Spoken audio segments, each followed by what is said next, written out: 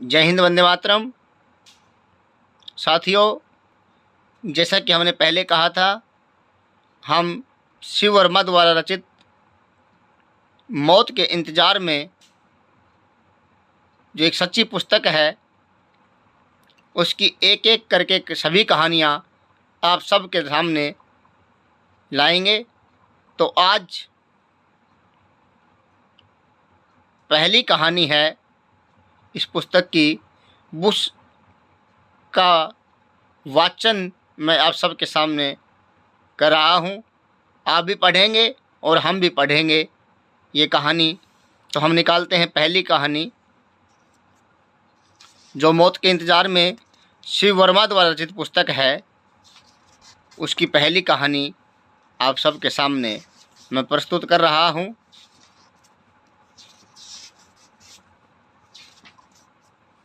पहली कहानी यह है। पहली कहानी, बड़ो दुख दितिया। मैं पहले बता दूं, आपको ये कहानी पढ़ कर के बहुत ही दुख होने वाला है। आपके आंसू आपकी आंखों में रोके नहीं रुकेंगे। आपसे पेश है आपके सामने। मैं लाहौर बोरस्टल जेल की एक तंग कोठरी में बंद था। गर्मियों की रात और हवा का नाम नहीं। रात छोटी थी, लेकिन नींद न आने के कारण उसका हर क्षण पहाड़ सा लग रहा था। आसमान के एक कोने से ढलते हुए चांद की फीकी सी रोशनी लोहे के जंगले को पार कर कोठरी में घुसने का प्रयास कर रही थी। मैंने बिस्तर छोड़ दिया और आकर जंगले के पास बैठ गया। चांद का उस रात का जीवन प्रायः समाप्त सा हो चुका था और वह मृत्यु के द्वार पर खड़े किसी वृद्ध के पीले चेहरे की भांति लग रहा था। आभाहीन, कांतिहीन। जीवन के अंतिम क्षणों तक वह अंधकार से लड़ते हुए धरती को आलोकित रखने का प्रयास कर रहा था और उसकी पीली रोशनी और भी फीकी होकर मुझे धीरे धीरे सहला रही थी, जैसे कोई वृद्ध चलने से पहले आशीर्वाद दे रहा हो। मुझे लगा मानो बूढ़ा चांद अपने कांपते हुए हाथों से मेरी पीठ थपथपाकर कह रहा है, मुझे भी राहु घेरता है, मेरे घर पर भी अमावस्या आती है, लेकिन उसकी परवाह किए बगैर मैं बराबर अपना काम किए जाता हूँ और यही मेरे जीवन की सार्थकता है। और यह कहकर वह आसमान छोड़कर चला गया। उस रात चांद का चले जाना मुझे अखरा। फिर भी मैं दरवाजे पर सीख चौक को पकड़े बैठा रहा। तभी पीछे की कोठरी से किसी के गाने का स्वर सुनाई दिया।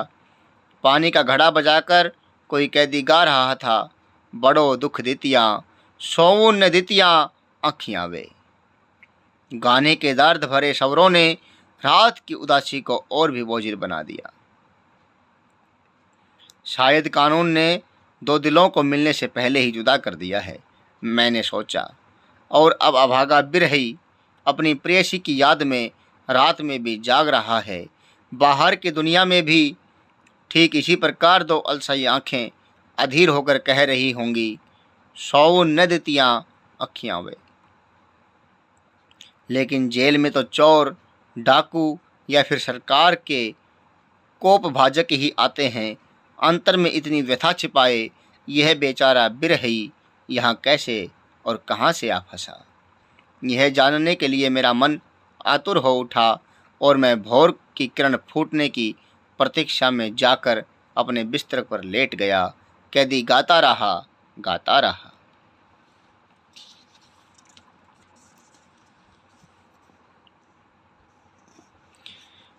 दूसरे दिन प्रातः ऐसे ही मेरी कोठरी का ताला खुला, वैसे ही मैं पीछे वाली कोठरी के सामने दौड़ गया।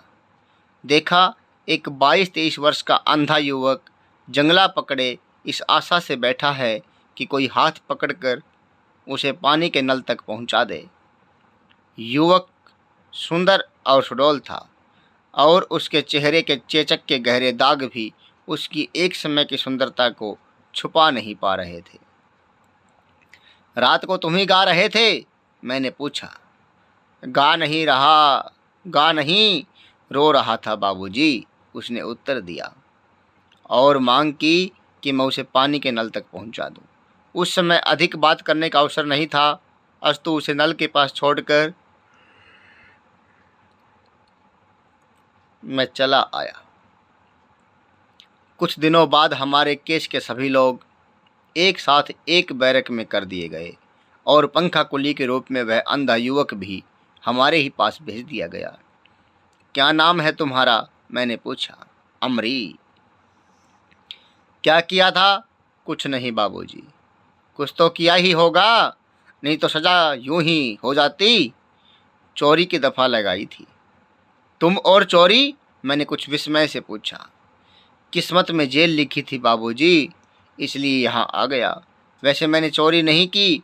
कहते कहते उसके ज्योतिहीन नेत्रों से आंसू बह चले और वह सिसकियां भरने लगा। उस दिन अमरी को और अधिक छेड़ना उचित न समझ मैंने बात वहीं पर समाप्त कर दी। अमरी केवल एक ही गाना जानता था, जिसे वह प्राय अकेला होने पर गुनगुनाता था। कभी कभी जी खोलकर मस्ती से भी गाने लगता। उस समय उसके अंदर की संपूर्ण व्यथा स्वरों में उमड़ जाती और वह तन्मय होकर घड़े पर ताल देकर गाता रहता। धीरे धीरे अमरी की व्यथा का राज भी खुल गया। अमरी जन्मांध न था। जेल में आने से 1 वर्ष पहले तक वह गांव का एक बांका जवान था।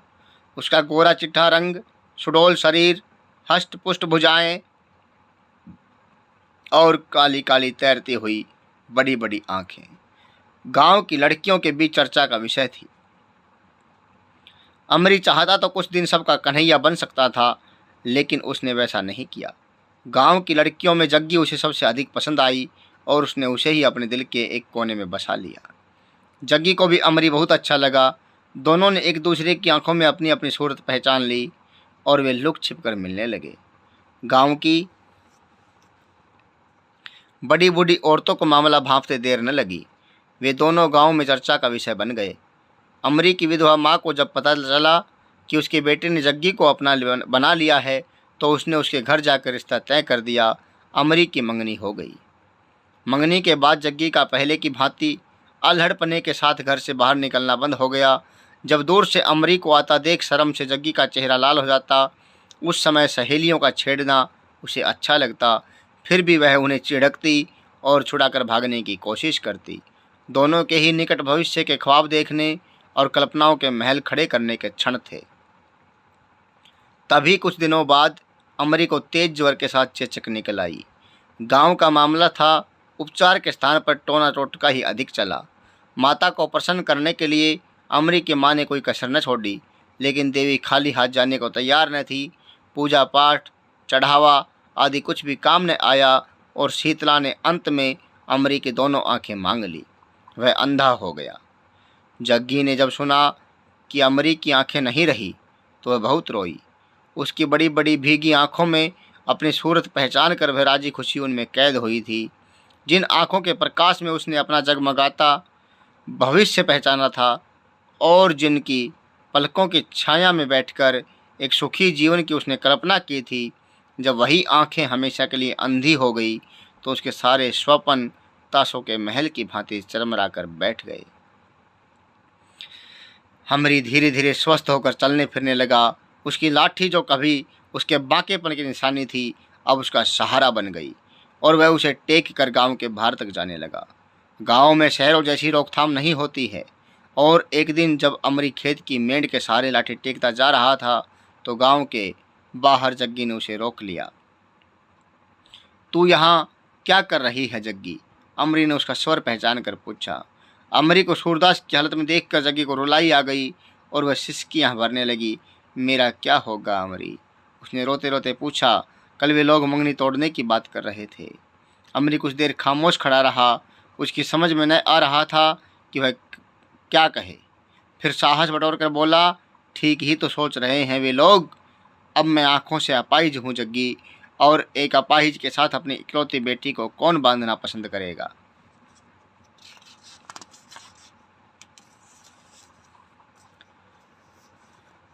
जग्गी ने अमरी के मुंह पर हाथ रख दिया। उसका सिसकना बंद हो गया। और उसने निर्णायक स्वर में कहा, मेरे पास तो 2 आंखें हैं, क्या हुआ अगर भगवान ने 2 ले ली? अब हम दोनों मिलकर 2 ही से काम चला लेंगे।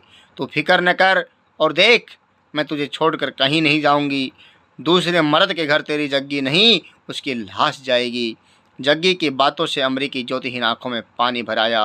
अंगोछे के किनारे से आंखें पोंछते हुए उसने भर्राए गले से कहा, जग्गी, मर्द होकर हिम्मत हारता है अमरी।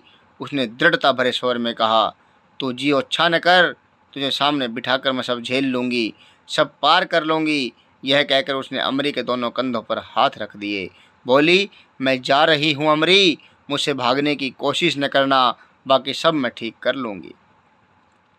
जग्गी चली गई और अमरी उसी स्थान पर काफ़ी देर तक ठगा सा खड़ा रहा। उसकी अंधी आंखों ने अंधकार के बीच अपने खोए हुए सपनों को फिर से सिर उठाते हुए पहचाना। उसे अपनी आंखों की ज्योति वापस आती सी जान पड़ी, जैसे अंधेरी दुनिया में अचानक उजाला छा जाए।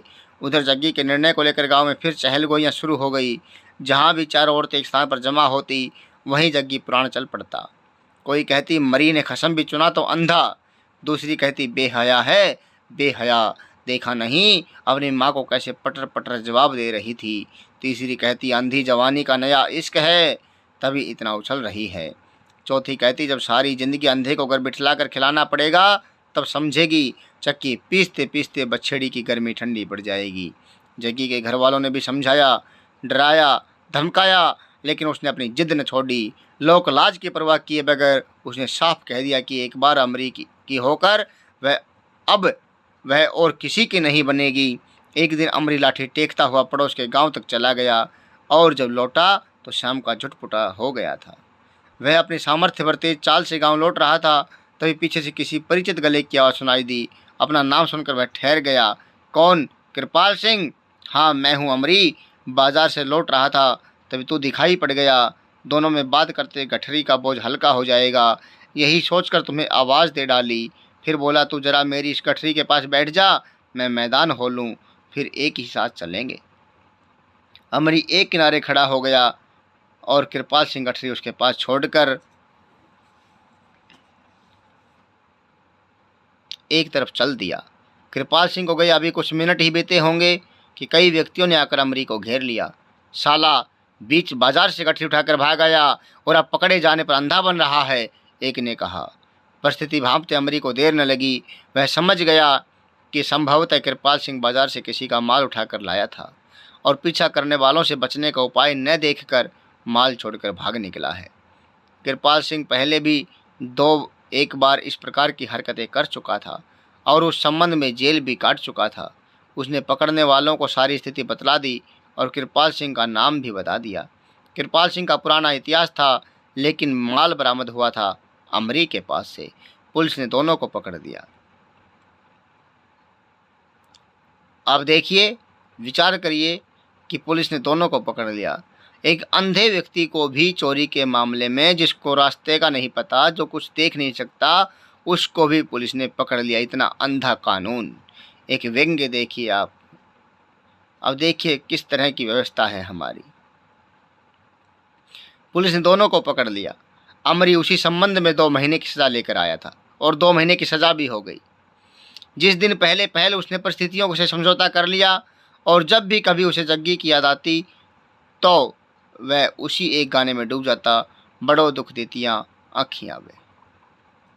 तभी एक दिन उसकी माँ उसे मिलने के लिए आई और अमरी ने सुना कि उसकी बाहर की दुनिया का रहा साह प्रकाश भी चला गया।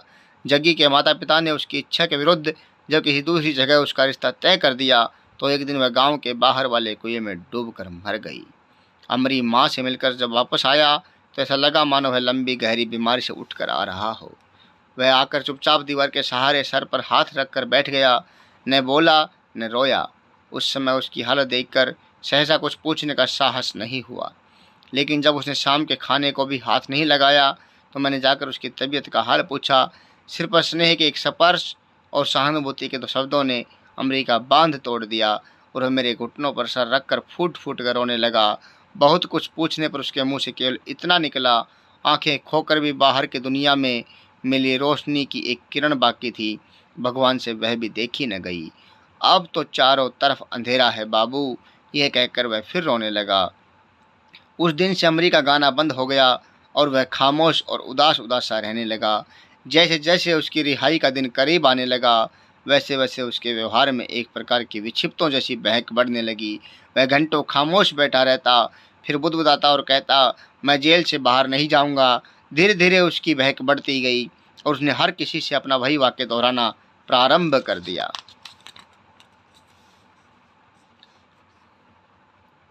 जब भी उसे अपने पास से किसी के निकलने का आभास होता तो वह उसे पास बुलाकर पूछता, आप मुझे जेल से बाहर तो नहीं निकालेंगे? और फिर उसके पैर पकड़कर रोता और कहता, मैं बाहर नहीं जाऊंगा। संध्या समय जब जेल का वार्डर बंद करने के लिए उसे बैरक में चलने को कहता तो वह उससे भी वही प्रश्न करता और पूछता, आप मुझे जेल से बाहर तो नहीं निकालेंगे? और जब तक वार्डर उसे यह विश्वास नहीं दिला देता कि कोई उसे जेल से बाहर नहीं ले जाएगा, तब तक वह बाहर ही खड़ा रहता। अंत में उसकी हालत बिल्कुल पागलों जैसी हो गई। वह खाना लिए घंटों बैठा रहता और जब कोई उससे खाने के लिए कहता तो अपना वही प्रश्न दोहरा देता। कभी कभी वह एक एक का नाम लेकर पुकारता और पूछता, आप मुझे जेल से बाहर तो नहीं निकालेंगे? और अंत में उसकी रिहाई का दिन भी आ गया। फाटक का कैदी नंबरदार जब उसे लेने आया तो उसने कोहराम सा मचा दिया। वह एक एक के पैरों से लिपट कर रोया, मिन्नतें की कि उसे बाहर न निकाला जाए, लेकिन कानून किसी की मिन्नतें नहीं सुनता और अंत में 4 नंबरदार उसे पकड़ कर ले गए। देखा आपने किस तरह कानून व्यवस्था है हमारी, किस तरह की सरकार है हमारी। पहले तो निरपराध व्यक्ति को पकड़ा, उसे सज़ा भी सुना दी गई और फिर जब वो वहाँ रहना चाहता है तो उसे रहने तक की व्यवस्था नहीं है। उनकी मर्जी से रखना था तो रखा और निकालना है तो निकाल दिया। किसी ने यह भी नहीं देखा कि पागल हो गया है, मजबूर है, निराश है, हताश है। कम से कम इंसानियत के नाते इसको यहाँ 2 टुकड़े दे दी जाएं और रखा जाए, लेकिन ऐसा नहीं हुआ। बिल्कुल दयाहीन आत्मा जिनकी मर चुकी है, इस तरह के लोग न्याय व्यवस्था में बैठे हैं। फाटक पर अमरी ने जेलर के पैर पकड़े, छोटे दरोगा की खुशामद की। फाटक के जमादार के हाथ जोड़े। उसकी एक ही रट थी, भगवान के लिए मुझे बाहर मत भेजिए, मुझे अंधेरे में मत धकेलिए, मैं बाहर नहीं जाऊंगा। अमरी बकता रहा और जेल अधिकारियों ने अपनी किताबों की खाना पूरी कर चुकने के बाद धक्के देकर उसे फाटक से बाहर कर दिया। वे उसे रख कैसे सकते थे? अमरी जेल में रोते रोते घुसा था क्योंकि वह बाहर की दुनिया को देखना चाहता था। अंधा होने के बावजूद उसके पास उस समय जग्गी थी, जग्गी का प्यार था, अनबुझी प्यास थी, भविष्य के सुंदर सपनों की अटूट लड़ी थी। और वह रोते रोते ही जेल से बाहर हुआ क्योंकि तब उसकी बाहर की दुनिया में दूर तक अंधेरे के सिवा कुछ भी न बचा था। उसकी जग्गी मर चुकी थी, उसका प्यार लुट चुका था, उसके सपनों की लड़ी बिखर चुकी थी। वह जीना भी चाहे तो किसके लिए? अपनी लाठी के सहारे वह डगमगाते कदमों से कुछ दूर तक चला, फिर धाड़े मारकर रो पड़ा। कुछ दूर और चला, लड़खड़ाया, भागा, ठोकर खाई, गिरा, चिल्लाया, माँ माँ, जग्गी, और फिर बेहोश हो गया। शाम को बंद होने के समय एक वार्डर से सुना कि अधिकारियों ने अमरी को अस्पताल भिजवा दिया है। ये थी आपके सामने पहली कहानी, बड़ो दुख देतिया। अगर आपको कहानी पसंद आई हो तो आप कमेंट बॉक्स में बताएं, अपनी प्रतिक्रिया अवश्य दें। आपको ये कहानी अच्छी लगी, नहीं लगी, आप आगे भी इस पुस्तक की अन्य कहानियाँ सुनना चाहते हैं या नहीं चाहते हैं। जय हिंद, जय भारत।